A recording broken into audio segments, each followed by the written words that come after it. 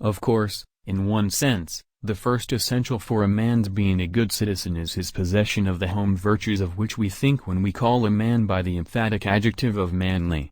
No man can be a good citizen who is not a good husband and a good father, who is not honest in his dealings with other men and women, faithful to his friends and fearless in the presence of his foes, who has not got a sound heart, a sound mind, and a sound body, exactly as no amount of attention to civil duties will save a nation if the domestic life is undermined, or there is lack of the rude military virtues which alone can assure a country's position in the world. In a free republic the ideal citizen must be one willing and able to take arms for the defense of the flag, exactly as the ideal citizen must be the father of many healthy children. A race must be strong and vigorous, it must be a race of good fighters and good breeders, else its wisdom will come to naught and its virtue be ineffective, and no sweetness and delicacy, no love for and appreciation of beauty in art or literature, no capacity for building up material prosperity can possibly atone for the lack of the great virile virtues. But this is aside from my subject, for what I wish to talk of is the attitude of the American citizen in civic life. It ought to be axiomatic in this country that every man must devote a reasonable share of his time to doing his duty in the political life of the community. No man has a right to shirk his political duties under whatever plea of pleasure or business, and while such shirking may be pardoned in those of small cleans it is entirely unpardonable in those among whom it is most common in the people whose circumstances give them freedom in the struggle for life. In so far as the community grows to think rightly, it will likewise grow to regard the young man of means who shirks his duty to the state in time of peace as being only one degree worse than the man who thus shirks it in time of war. A great many of our men in business, or of our young men who are bent on enjoying life, as they have a perfect right to do if only they do not sacrifice other things to enjoyment, rather plume themselves upon being good citizens if they even vote. Yet voting is the very least of their duties. Nothing worth gaining is ever gained without effort.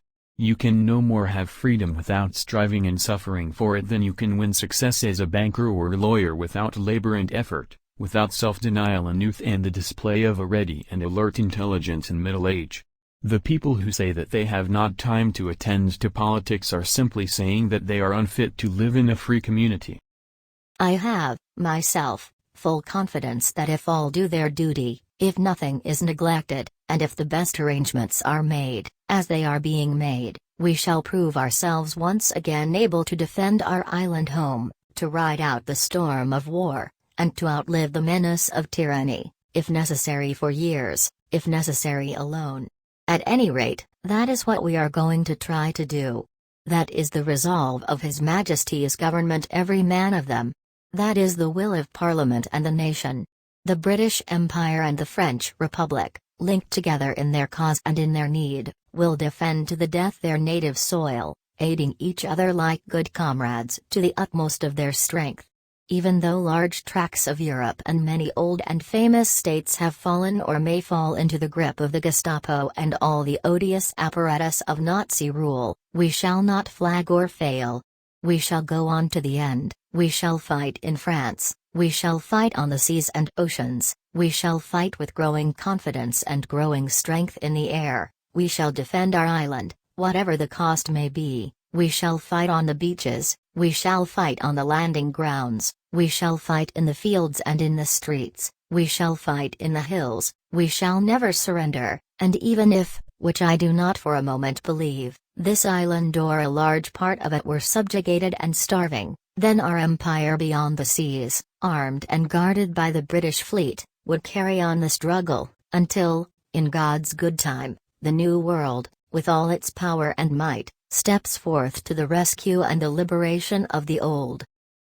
Fans, for the past 2 weeks you have been reading about a bad break I got. Yet today I consider myself the luckiest man on the face of the earth. I have been in ballparks for 17 years and have never received anything but kindness and encouragement from you fans. Look at these grand men. Which of you wouldn't consider it the highlight of his career to associate with them for even one day? Sure, I'm lucky. Who wouldn't consider it an honor to have known Jacob Ruppert, also the builder of baseball's greatest empire, Ed Barrow, to have spent the next 9 years with that wonderful little fellow Miller Huggins, than to have spent the next 9 years with that outstanding leader, that smart student of psychology, the best manager in baseball today, Joe McCarthy. Sure, I'm lucky. When the New York Giants, a team you would give your right arm to beat, and vice versa, sends you a gift, that's something. When everybody down to the groundskeepers and those boys in white coats remember you with trophies, that's something. When you have a wonderful mother-in-law who takes sides with you in squabbles against her own daughter, that's something. When you have a father and mother who work all their lives so that you can have an education and build your body, it's a blessing. When you have a wife who has been a tower of strength and shown more courage than you dreamed existed, that's the finest I know. So I close in saying that I might have had a tough break, but I have an awful lot to live for. It is this fate, I solemnly assure you, that I dread for you, when the time comes that you make your reckoning, and realize that there is no longer anything that can be done. May you never find yourselves, men of Athens, in such a position. Yet in any case, it were better to die 10,000 deaths, than to do anything out of servility towards Philip, or to sacrifice any of those who speak for your good. A noble recompense did the people in Aureus receive, for entrusting themselves to Philip's friends, and thrusting Euphraeus aside. And a noble recompense the democracy of Eretria, for driving away your envoys, and surrendering to Cleitarchus. They are slaves, scourged and butchered. A noble clemency did he show to the Olynthians, who elected Lasthenes to command the cavalry, and banished Apollonides.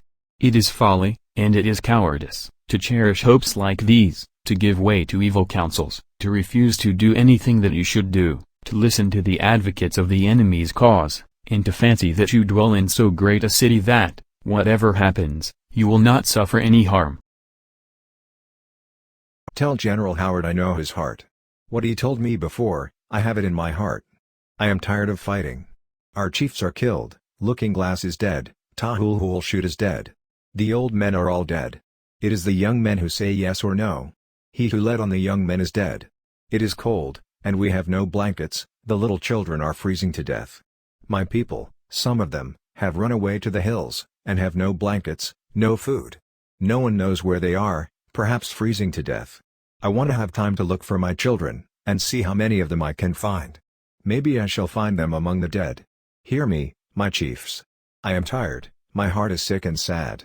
From where the sun now stands I will fight no more forever.